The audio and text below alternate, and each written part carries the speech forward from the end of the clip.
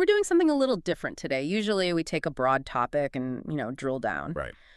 But today we're focusing that lens on a single coordinate. We are looking at a specific address, 19 Ada 19 Wild Hollow. Mm. It's a property in the Wild Winds subdivision of Garden Ridge, Texas.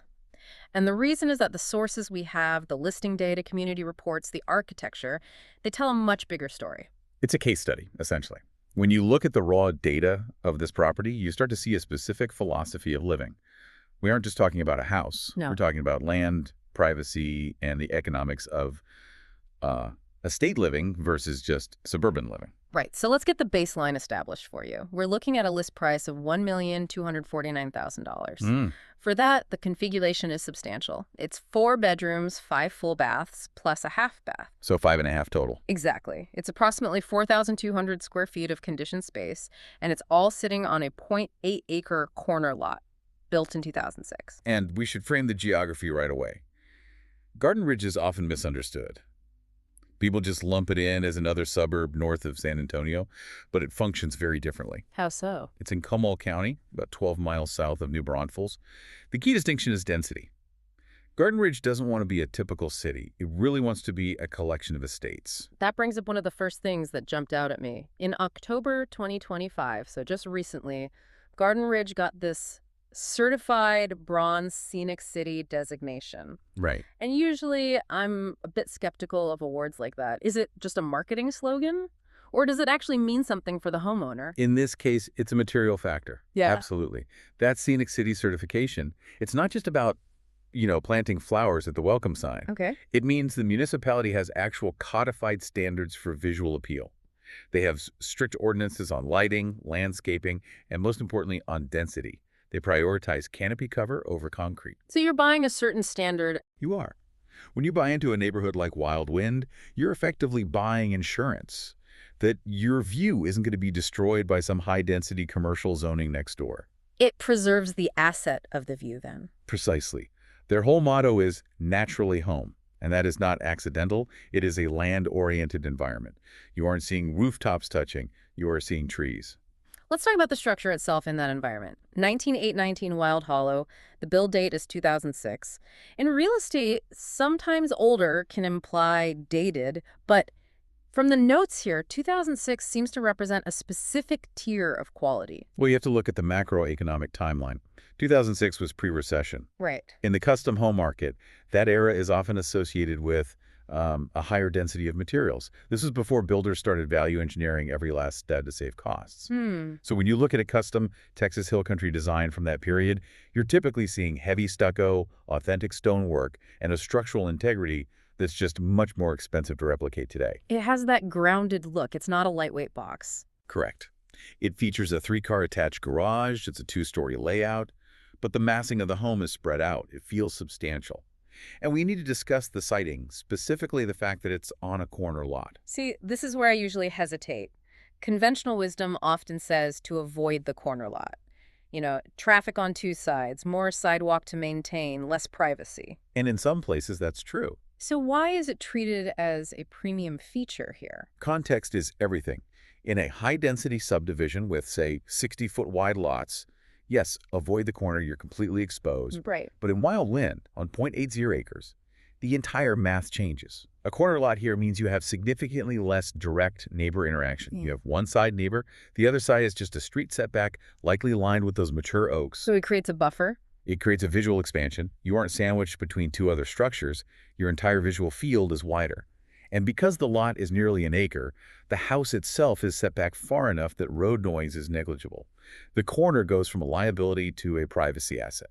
And the trees must play a huge role in that. The notes emphasize mature trees. That's the one thing you cannot buy at a hardware store.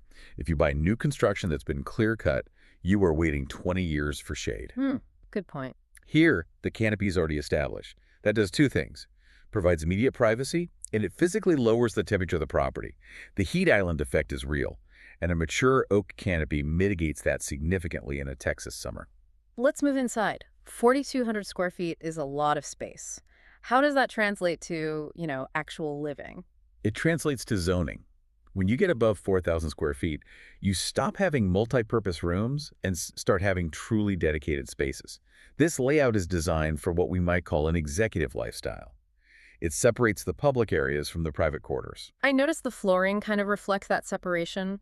The notes mention travertine in the common areas, but then it switches to new hardwood in the bedrooms. That's a very functional choice. Travertine was the gold standard back in 2006 for a reason. It's indestructible, and it stays cool to the touch. Yeah. In the main corridors, kitchen, living areas, you want that durability. But travertine in a bedroom can feel austere, a little cold. It's hard on the feet in the morning. So the update to hardwood softens the private spaces. Exactly. It modernizes the aesthetic, but it also changes the acoustics. It makes the bedrooms feel warmer, quieter, while you keep the utility in those high-traffic zones. We also see these mentions of craftsmanship details, like 8-foot solid wood interior doors. Again, sounds like a nice bullet point, but what is the real functional benefit? Sound attenuation. Hmm? A standard hollow core door does almost nothing to block noise. I see. If someone's watching a movie in the living room, you hear it in the bedroom. An 8-foot solid wood door is heavy. It seals the room. In a house this size, where you might have guests or multiple generations, that acoustic privacy is a major part of the luxury experience. I want to focus on a number that really stood out to me from the intro. 4 bedrooms, 5.5 baths. It's a striking ratio, isn't it? It is. That is more than 1 bathroom per bedroom. Why build that many bathrooms? It implies a specific intent for how the home functions. In a standard build, you might have the primary bath, maybe a guest en suite, and then a Jack and Jill shared bath for the other rooms. Right, where the kids have to share. Here, having 5 full baths suggests that every single bedroom has its own private en suite. So no friction in the morning. 0 friction. Yeah. But it goes beyond that. The +1 full bath, the 5th one, is likely positioned as a pool bath or a service bath. Ah. So if you're using the pool or working in the yard, you have a full shower accessible without tracking to the main house. And you still have the half bath for dinner guests. Correct. It keeps the private spaces private. You never have to send a dinner guest into your teenager's bathroom. It allows for high-frequency hosting or multi-generational living, where everyone maintains their own autonomy. Speaking of autonomy, the primary suite seems to be its own retreat. The notes mention a remodeled spa-style bath and a custom walk-in closet from a known design firm. That closet detail is a signal. Custom closet systems are expensive, often tens of thousands of dollars. When you see that kind of infrastructure, it tells you the previous owner viewed this as a long-term residence.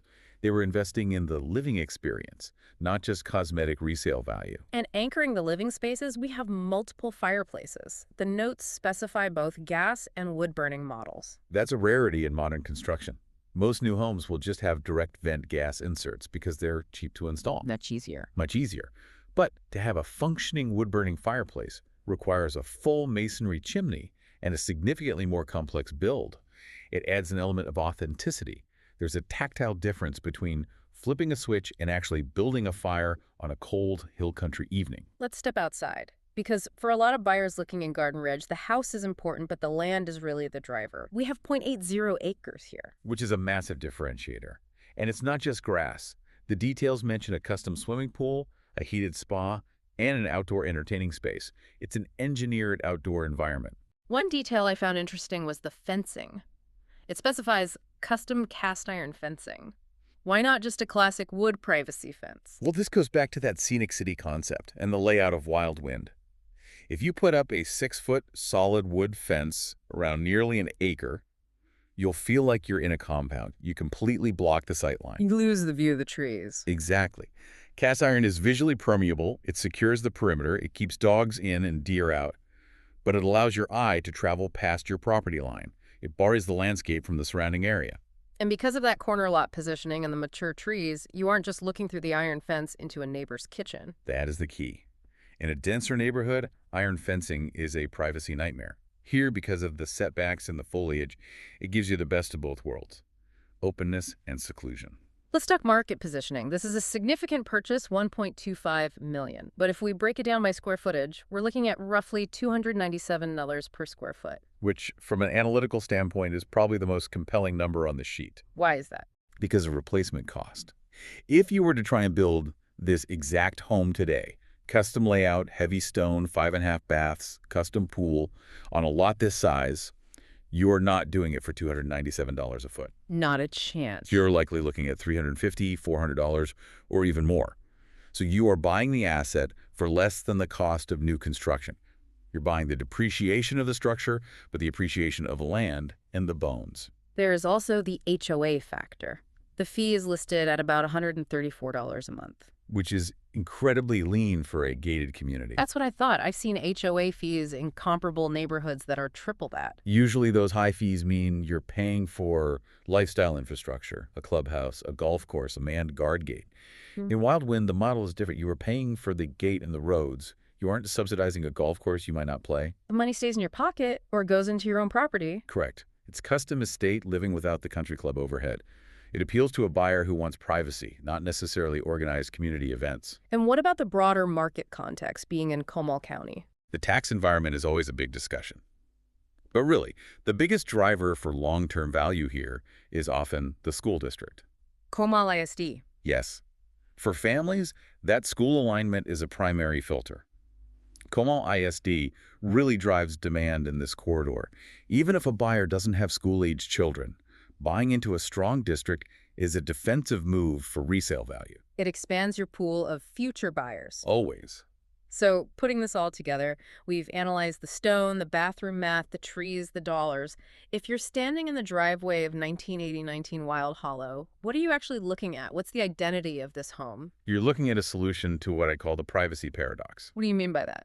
Usually to get this level of land in quiet, almost an acre, dark skies, mature canopy, you have to drive 45 minutes out into the true country. You sacrifice accessibility for privacy. But here, you're just 12 miles from New Braunfels. And 20 minutes from the airport. You have the accessibility of a suburb with the physical character of a rural estate. That's the balance that Garden Ridge offers. And the house itself functions as a legacy property. That is the perfect term for it. Legacy residence potential. Because of the size and the durability of the construction, this isn't a starter home or a temporary flip. This is a compound that can evolve with a family. It's a house you don't grow out of. Exactly. And in a real estate market that's increasingly transient and focused on, disposable, quick-build inventory, finding a property with this kind of permanence is becoming the true definition of luxury. It's not about the flash, it's about the staying power. And the quiet. Never underestimate the value of quiet. That's a composed and powerful thought to end on. 19819 Wild Hollow isn't just a listing. It's an example of what Texas Hill Country living looks like when it's done with intent. A very strong example of that naturally home ethos. We appreciate you joining us for this deep dive into the architecture and economics of Garden Ridge. We'll see you on the next one.